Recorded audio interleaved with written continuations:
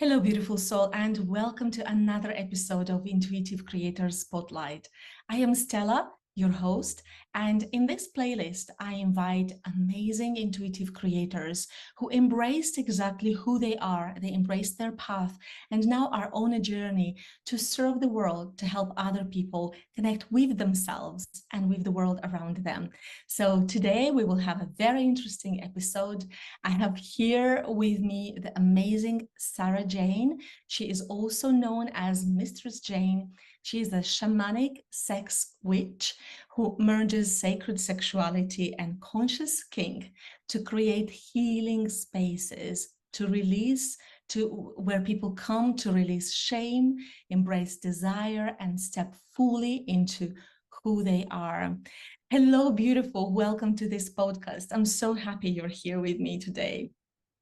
Hello, hello. Oh my gosh, thank you so much for having me. Oh wow, I'm so excited. I am too very, very excited about this episode because I think this is such an important topic, especially for those who feel they've been trapped or they don't feel like they can fully express who they are, or maybe they've heard about some of the things that you are familiar with and they want to learn more about that. So we are going to talk about all of this and your story and everything that will come through. But first things first, when I introduced you, I said that your name is Sarah Jayne, also known as Mistress Jayne. Can you talk about this? Why do you have this other name, which is Mistress Jayne? Yeah. Oh, what a good question to start with. Thank you. So my actual name is Sarah. My middle name is Jane. There's a long story here, of course. So when I started in this more professional capacity as Mistress Jayne, I really wanted to have part of myself through that. And I always knew that when I would step into this world, I wanted to be as like transparent as possible. So I didn't want to have a pretend name or something that wasn't me, or essentially something that I felt that I needed to hide behind. I know that in the world out there, we can't tell everyone all the things about ourselves. That's just not a great idea. But I didn't ever want to do things that I wasn't proud to share in appropriate spaces.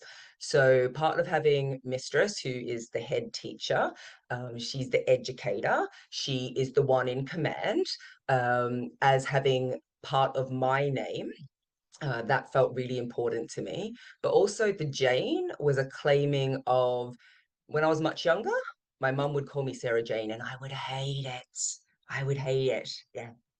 I Wow. hated the name Jane. It felt so plain and all of the things.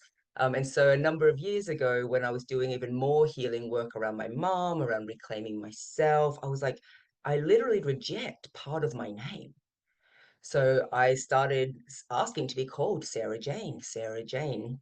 Um, and then that sort of took me on this whole adventure of the Sarah Jayne, there's Mistress Jayne. Are they two different personas? How do I become more of who I am? And the truth is, all these different parts of me are all me. But in some spaces, it's more appropriate for the people speaking to me to call me Sarah Jayne. And in other spaces, it's more appropriate for the people speaking to me to call me Mistress Jayne. So that's why I still keep the different uh, titles, labels, names. Yeah. Mm.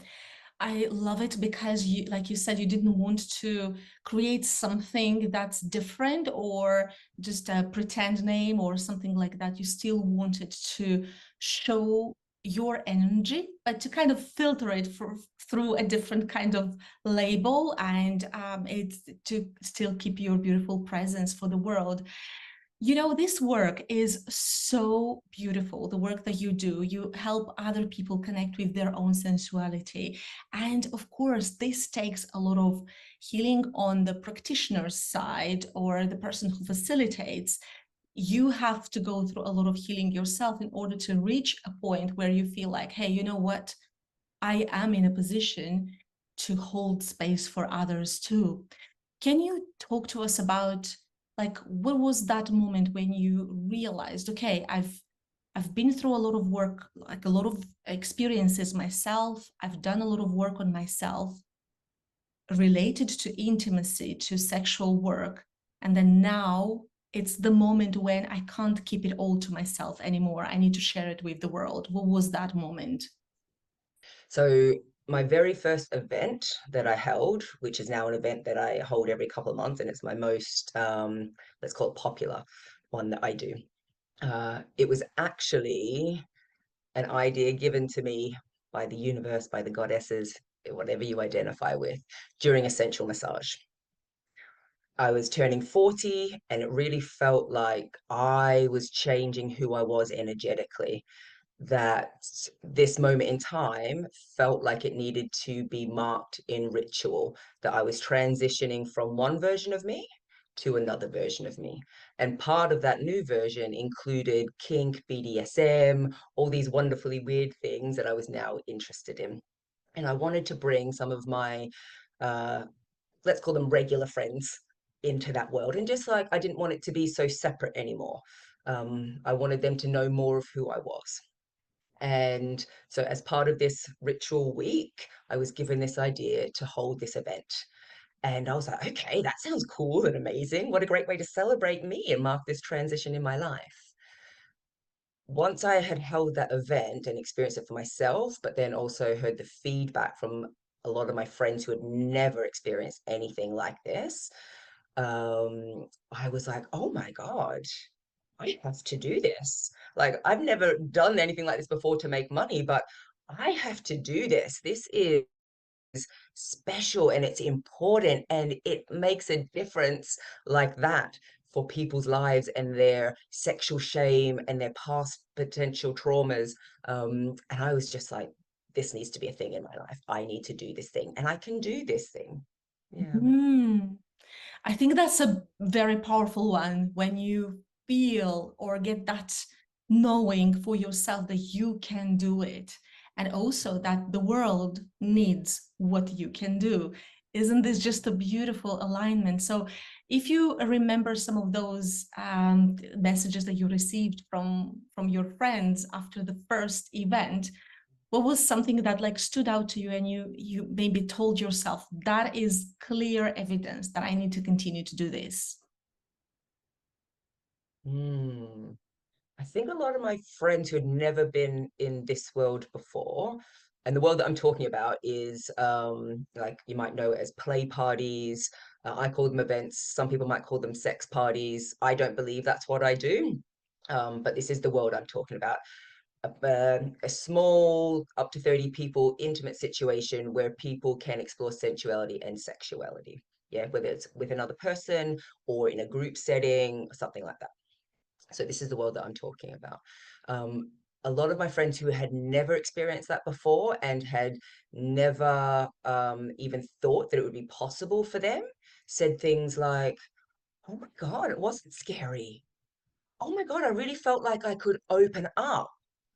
Oh my God, I really felt safe to explore these things that I didn't even know that I wanted to explore. Oh my God, I had desires that I didn't even know that I had. And people wanted to fulfill them. That's crazy. And I Mhm. was like, oh my gosh. Yeah. Oh, wow. These kind of confirmation, yes, they come from people, but it's like your confirmation from the universe in a way as well to kind of give you the sign, hey, keep going, keep sharing your beautiful energy with the world. So when you talk about the types of events that you do, and you mentioned that like it's something that people know as a sex party or sex parties, but you don't believe this is necessarily what you do. Can you explain the difference between what people know as a sex party and then what you do? Yeah. And so this is all the world according to me, right? Like my truth is my truth. It might not be true for someone else. Um, but the reason that I don't say sex party is because I feel like that's a very reductive description of what I do. There's nothing wrong with a sex party. That's where I started my adventures, and they're also incredibly liberating in their own way. I just don't believe that's all that I do. So my experience of like a traditional or what you might think of as a sex party is literally just a venue. Maybe there's a DJ, maybe there's a bar, and there's a bunch of other people. It might be, in someone's house, it might be a private situation, it might be 500, 1,000 people, you know. But the idea is, here's a venue, here's some music, here's a vibe, turn up, go do your thing, which can be gorgeous. And I know that I like to explore my sacred slut in those situations. Like, I don't even know you and I've just kissed you. I don't even know you and I might want to do this thing with you. And that's gorgeous to reclaim for yourself with no shame, with no judgment. Um, but with what I do, and the reason that I created what I currently do is because I was going to these places and I was like, something's missing, something's missing. These people are great and fun and having a good time, but actually there's something missing. And for me, what was missing was sensuality, but more than that was connection and intimacy. I see you beyond this physical being, and I see you beyond just this physical act that we could do. And in today's world, this physical act called sex is typically known as penis in vagina. And there's so many other gorgeous things about sex, or that could be included in sex, which are not just penis in vagina.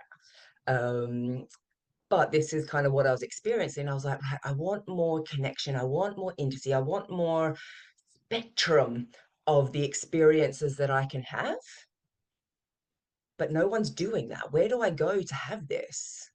But there are also, do I always know what that looks like? I Mm. haven't been told, go be sexual, go discover all of the things. That's a journey I had to take myself on. So I wanted to create spaces, one that had things available to you, which is why I bring in the tantric style practices, which can create more connection with another human, which lends itself to more sensuality, to more connection through breath. Um, and then I wanted to also bring in like the kinky side of things, because in this world, I've often seen there's sex over here and there's kink over here, and we do not do both together. It's one or Mm. the other. And I'm like, I want it all. I don't want to have to choose. So I wanted to bring in this element as well for like extra sensation, extra loveliness. Yeah, so I just wanted to, and then I also wanted to create spaces where the people who were attending and the people who were potentially in charge for the experience had access to, what is it that I really want, and how can I have the most fulfilling, expansive experience that I can possibly have. And so for me, those elements are the things that make it different from just like a standard kind of sex party to kind of what I do. Oh, wow. You've explained this incredibly beautiful because it is clear that what you bring into your events is something beyond the physical. Yes, people can come with their ideas, desires, thoughts, and even expectations, but then you set the tone once this event starts, and you want to invite everyone to also be open to discover more about who they are.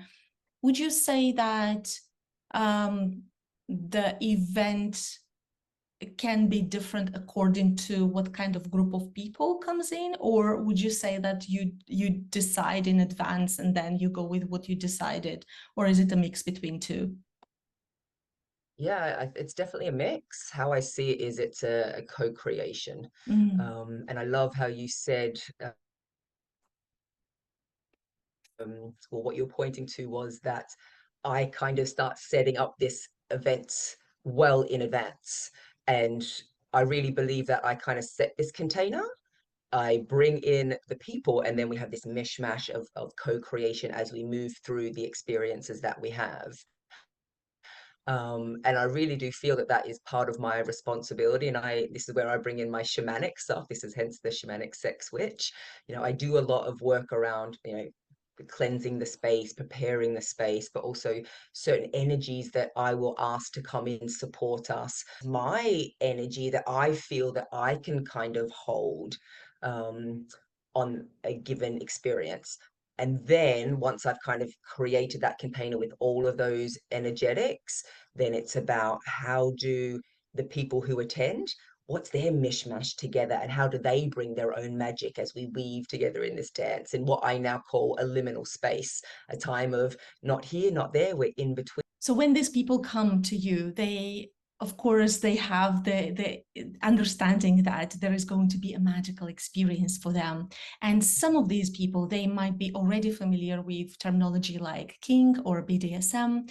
But for those who just heard about it and they've never experienced it, can you explain briefly, of course, because I know it's a big thing and we can go on for ages to talk about it and explain it, but if you could explain briefly to someone who heard about these terms, but they don't really know exactly what Mhm. this is, how would you explain it? Yeah, for sure. Thank you for that clarification. I sometimes forget, like, if people aren't existing in this world, like, what do these things mean? So thank you for that. So a kink, kind of by its definition, is just anything that's non-regular, or people might say non-vanilla. And as I say that, I love the vanilla stuff, by the way, the standard everyday missionary position, all of that kind of stuff. So, but kink is related to anything that's outside of the world of what people might know as normal, vanilla, regular interactions.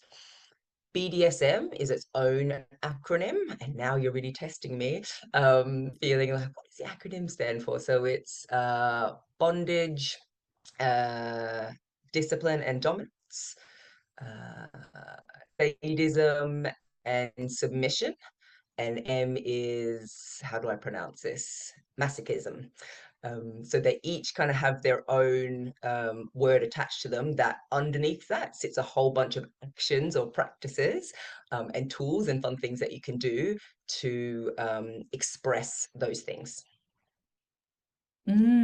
That's really intriguing, and thank you for explaining every single letter what it means. So if you were to combine both of these things, like the non-vanilla stuff with everything that's in BDSM, how does that feel like to someone who came there for the first time? Yeah. Ooh. Do you spend a bit of time to explain what it is, or do you ask them to read about this in Mm, advance or to prepare in some sort of way? yeah.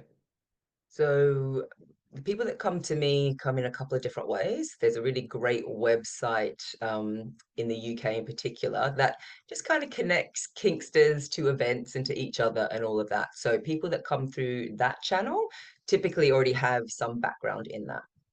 The other people come to me typically through word of mouth, through people that are probably more in the tantric world, and have been sharing about their experiences. So they may not know about like BDSM, but even tantra in itself, in my opinion, could come under the banner of kink because it's a bit non-traditional in our particular world. I mean, tantra is ancient, but as far as we're concerned, it's outside the scope of what we would call vanilla or regular. Um, so I always, for anyone who's never been to an event or worked with me before, I will always have a video vetting call. Mm. And that's a two-way street. I want them to ask whatever questions they need to feel comfortable coming into this vulnerable space. But also, I want to get a gauge, am I comfortable with you? Do I think that we're going to be okay in this arena? So it always gives people the possibility of getting those kinds of questions asked. And it also allows me to discover maybe what some of their background is. And it doesn't matter if someone is brand new, that's very, very welcome. But it's also really good just to get a gauge of what are your interests? What are you open to exploring? What would you like to explore? And so yeah, that's probably my main process as far as like supporting people in a world that is new to them. Mm. Thank you. Thank you so much for sharing that.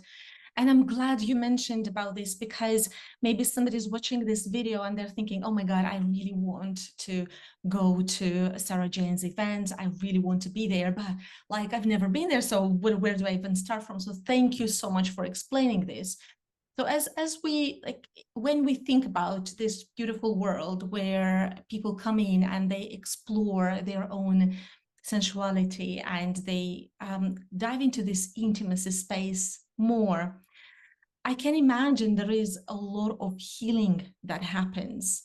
Um, when you think about the type of healing that you see people experiencing, what would you say happens most often? What are they there to heal? Oh, I love this question. I love this question. Thank you for asking. And I also just want to acknowledge that I'm now magically in a different space. Um, so here we are up in my living room. So the healing that I have seen take place, my gosh, so yeah, so I was reflecting on how gorgeous it has been. So it's actually been like a journey of unfolding. When I first started these experiences, I would say for the first year, year and a half, and I have two roles typically in my events. One is a goddess or a godex, which is anyone who's effectively not a cis man. So born as a boy, lives as a man or a male. And then there's the worshippers, which is any gender that you like. Um, However, what I typically see is men and women. Um, so over the course of probably the first year, year and a half with the goddesses and godexes, they really want on this adventure of like, oh my God, I can ask for things. Oh my God, I have wants and needs and desires, and I can get those met. Oh my God, like I can express myself sexually and be safe and not feel threatened. And then it kind of morphed into this, I can receive things that are sensual and not sexual. I can have an hour or two massage from you and not have sex. I can spank you or flog you, or I can receive impact play from you and not have to do anything sexual. I can say no to sex. Like that one was really powerful to watch that unfold. And now it is really an expression of I am angry. I'm angry having been grown up as a young girl or lived as a woman, and I'm angry about how the world has made me small. And I'm angry about what's going on in the world right now. And I want a space where I can consensually and safely express and work through that anger. And for the worshippers, what I originally saw was this relaxing because they didn't have to hold all the responsibility and all of the pressure about pleasing someone else. They were, oh, you're just going to tell me what to do and I'll just do it. You're going to give me a step-by-step guide as to how to make you happy. Yes, that's amazing. That feels gorgeous and wonderful for me.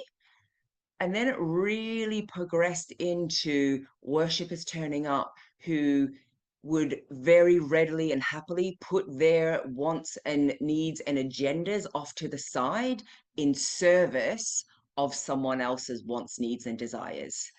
And in the last couple of months, that has deepened into I'm here in service of your healing. Whatever you want me to be, as long as it's safe for my body and consensual for my body, I am here in service of your healing. Oh my God.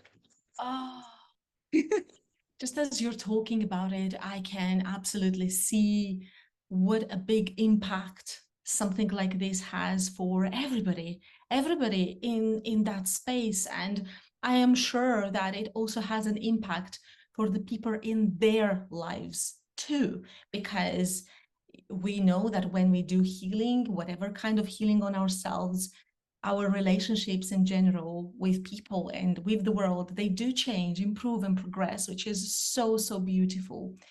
And with these kind of experiences, it's clear that people learn how to trust themselves and each other too.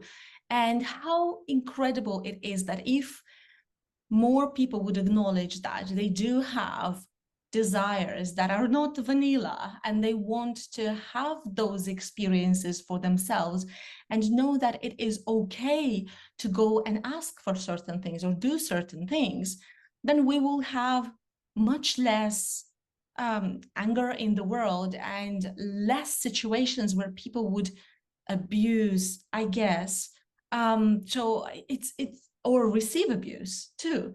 And so thank you so much for creating these kind of spaces. And as you're talking, I was just this came to me, the term of like healing sexual shame.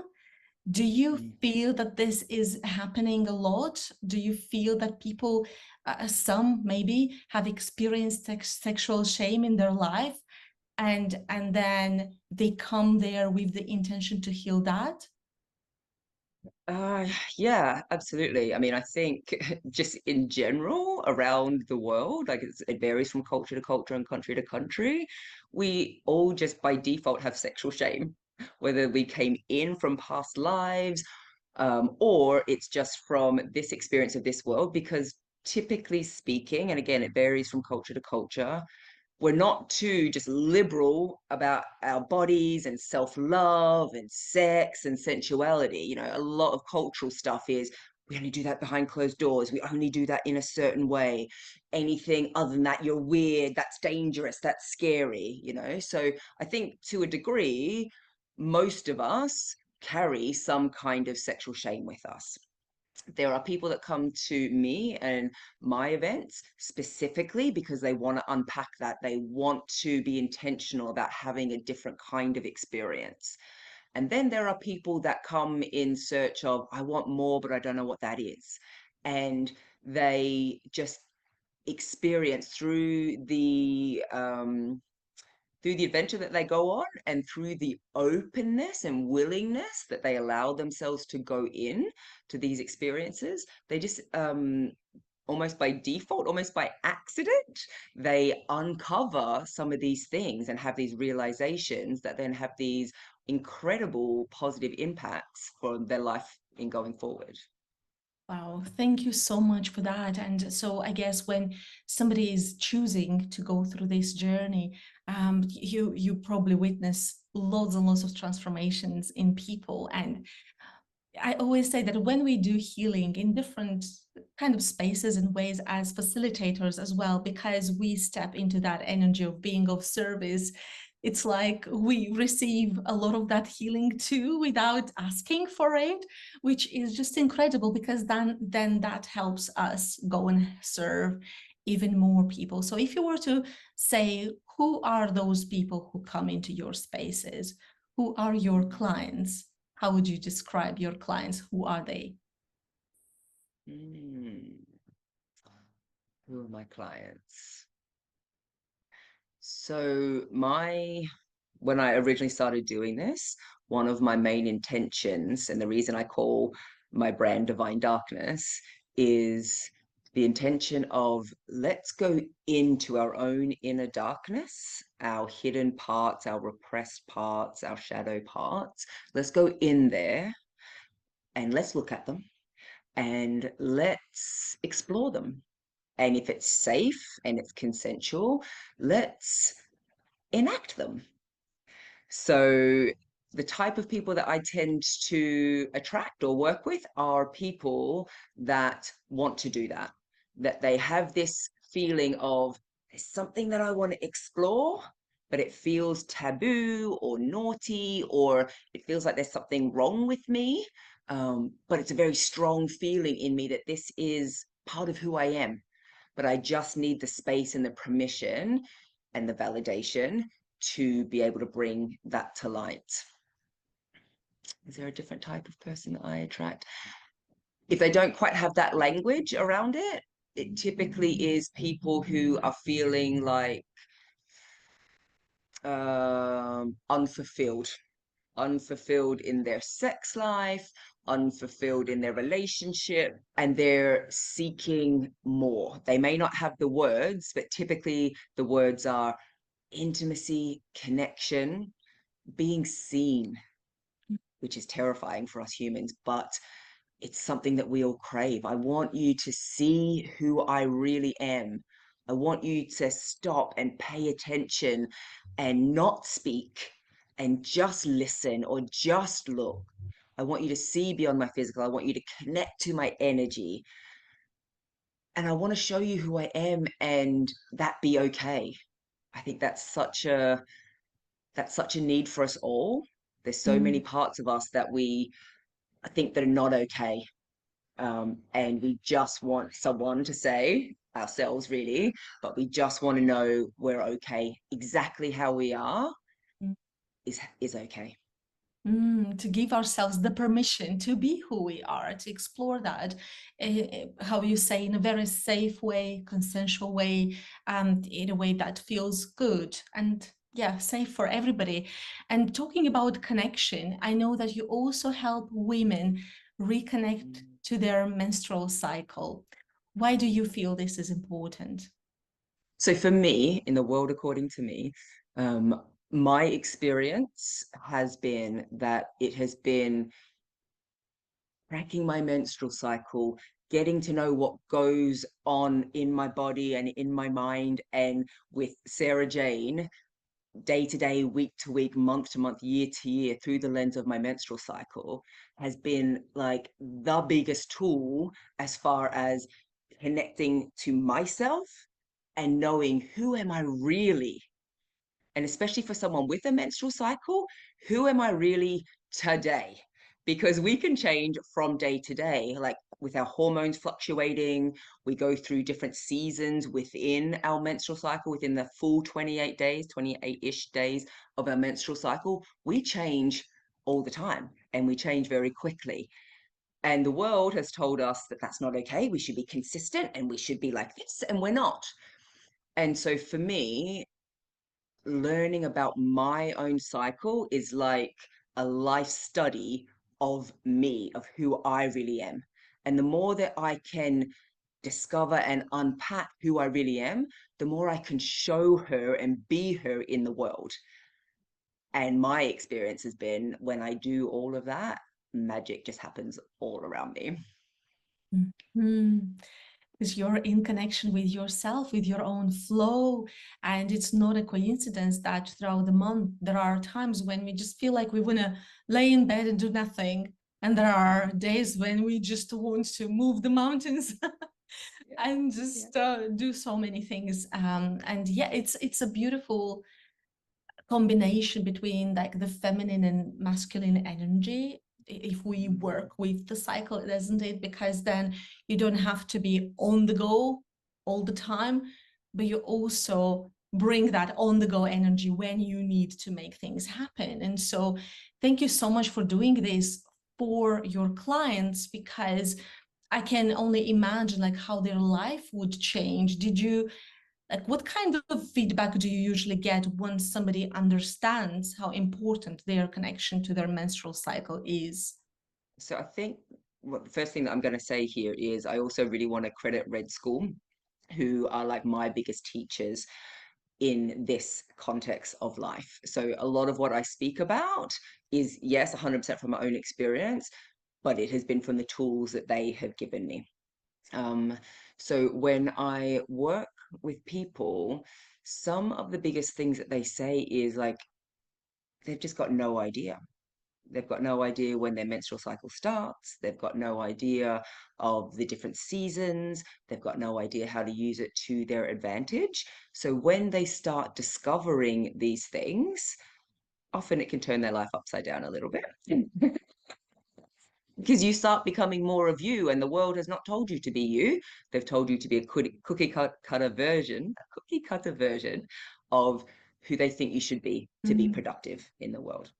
So they start discovering kind of who they are, and there's this tension of, to fit in, I've been told I need to be like this, but actually, this is who I am. So it can cause some tension, it can upend your life.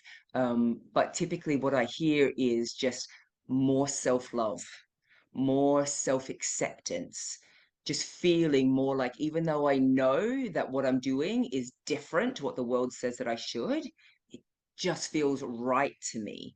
And that brings with it this sense of just feeling settled in your truth, and then allowing your actions to be in alignment with that also brings this element of like, I'm okay doing this thing because I know it's right for me. So this empowerment sense, like this inner power within. mm. Would you say that you create your schedule according to your menstrual cycle? And if so, what kind of things do you tend to schedule depending Yeah. on the phase in your menstrual cycle? Yeah.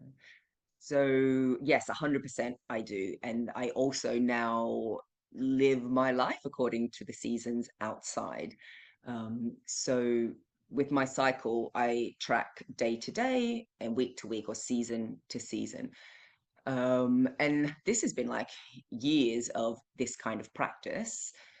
I used to schedule all of my activity around my sort of late spring, but all across summer. So like ovulation time when I was like superwoman, what you described before, like before doing all of the things. And so I used to do very outward facing things like workshops, like events, like podcasts around that time, purely because I had all of the energy for that. But what I discovered was that version of me, she's a lot of fun. Yeah, she wants to do all of the things and she's bubbly and she's excited. And one, when you live your life at that kind of peak energy, even for a short period of time, it's exhausting when you crash. Um, but that energy is very outward facing. You have a tendency to lose, or you can easily lose connection to who you really are. So now in my ovulation time, I do a lot of like the fun social things. I might go to my own parties for my own playtime and all of that sort of stuff. I might have a lot of dates during that time. I will schedule my more complex, deep connection things for when I'm in my autumn phase. So when I change from ovulation to premenstruum. And that's because my energy starts turning inwards. My inner queen comes out, and she is now the truth speaker about what's real to me, about what my opinions are. And because I know that comes from a deep place of truth and just knowing, then I feel that I can bring more intensity and complexity and just more, let's get into the truth of life, of you. So those more meaningful things where I can have the impact around the workshops and podcasts and events really lend itself to that kind of energy. In my winter time when I'm bleeding, I do as little as possible. And Mm. that's because that's one, what I need for my body. I get to the end of my cycle and I'm like, I am tired. So I disconnect as much as possible. And that might mean I pre-cook food so I don't even have to cook food. I can just stay under in my bleeding blanket for a couple of days and not even have to worry about anything. And then when I kind of come out of that, I like to really take my time as I'm leading in towards that ovulation, what we would call like the inner spring. So that's, very youthful energy, very maiden type energy, very spring outside energy. And how I like to approach that is what's new that I've just discovered that I want to do or I want to play around with. What is new that I want to use this curiosity, like a new bunny coming out into the world? What do I kind of want to play with? But what I also know about me is there's different points of safety that I need at different points of those cycles. And it starts from my bleed time. So if I can lock myself away and protect my time and my energy in that space, then I'm already setting myself up for I'm important, I'm worth having this time, I'm safe here. To then coming out into my own inner spring, when I was younger, I had all the confidence in the world, but I didn't feel that I was connected to self or I was connected to home and connected to safety. So I know for me, I have to be careful when I come into my inner spring energy because I want to do all the things, but I don't have the grounding and the safety to do that. I know that I need to feel tethered. A little bit Mhm. like a little kid, those harnesses they put on kids and they hold the thing. That's how I want to be when I come out of my bleed time, that someone else, maybe the divine goddess, is holding that little harness as I'm coming out into the world. I'm forward facing, I'm out here, but I know that you've got me. I'm safe. I feel connected. So that then allows me to be in the inner spring more, the inner summer more, showing myself with confidence because I'm out here with as who I am and I'm safe in who I am. So yeah, like I just felt that it was important to talk about the different bits of safety that we need as humans to be our fully expressed self out in the world.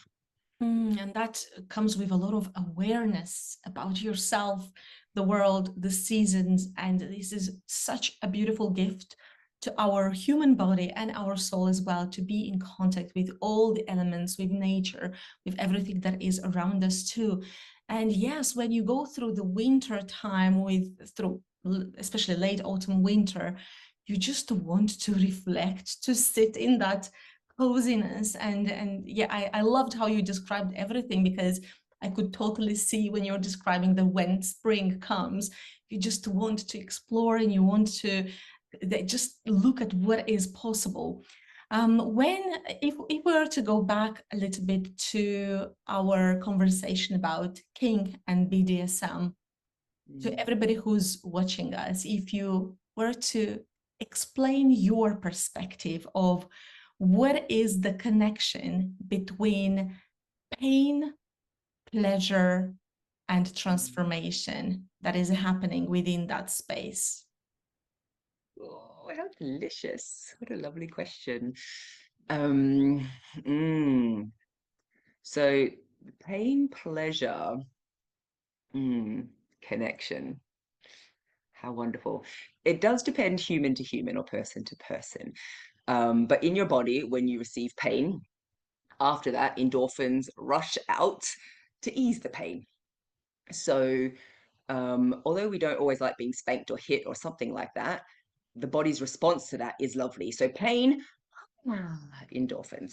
Yeah. So, biologically, that's one of the great things about pain and pleasure. But the psychological aspect, in my opinion, for me, is the delicious part. So, how do I put this? Consensually, of course. Um, so my one of my favorite things to do and my wheelhouse is sensual sadism. So roughly what that translates to is I'm going to cause you a bunch of pain, but I'm going to make you somehow feel good while you're receiving it. You probably won't like the pain unless you're really into that, but you will crave the experience that you get to have with me. Yeah, I know. And so while we're feeling this pain and it's not so nice, but the endorphins are coming, but then in the process of someone causing you pain, but being lovely to you at times, and then encouraging the endorphins to come and holding the space of playing with your body. And so you know that you're in service of someone else's pleasure. And in this case, my pleasure is causing you pain. And you know that you are facilitating or co-creating that pleasure and that enjoyment for me. That becomes quite a bonding experience. And so that's where I think one of the biggest magics of the pleasure and pain connection can come. We are in this intense experience, this intense container together, and I am giving you my body, and you are causing me pain, but you're also looking after me and caring for me. And so it's this push-pull that creates this just connection and trust and intimacy. And so I think that's transformational in itself, isn't it? To open your mind, body, and spirit to someone, to potentially have that when we exist in a world that's so isolating and so be independent, but also a massive responsibility for me or the person causing the pain to to um to look after someone's body, to respect what they're giving me within the power imbalance that it creates. That's a real heady thing to kind of deal with, because I could whir off and cause all of this damage because, hey, I want to, but Mhm. actually, I want to respect that I'm holding your mind, body, and spirit in my hands. So, how do I look after you in this process? But also, when we're physically, mentally, emotionally, spiritually uncomfortable, that's when our humanness comes up.